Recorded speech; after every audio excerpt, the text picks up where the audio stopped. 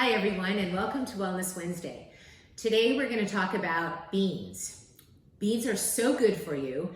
They have all the fiber that you need in a day. They have protein, and they can be a real comfort food. So here at Martin Ranch Winery, we sell Rancho Gordo beans, and it's a company that is based out of Sonoma, and they grow dried beans.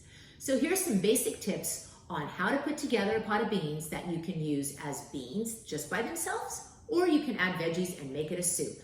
Now remember, these are just some guidelines based on what I do. Have fun, get creative, and make your own.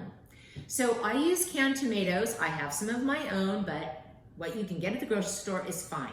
Also a salsa. We love our salsa that we sell here at the winery. And veggies, onions, carrots, garlic, but remember, always add either fennel or celery because that gives it just a nice little kick.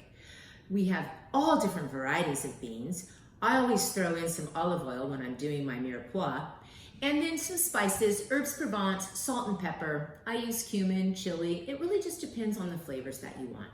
So I'm gonna put this in the link that you can click on and just get the guidelines, but just stay sure, strong, and steady when you're doing it.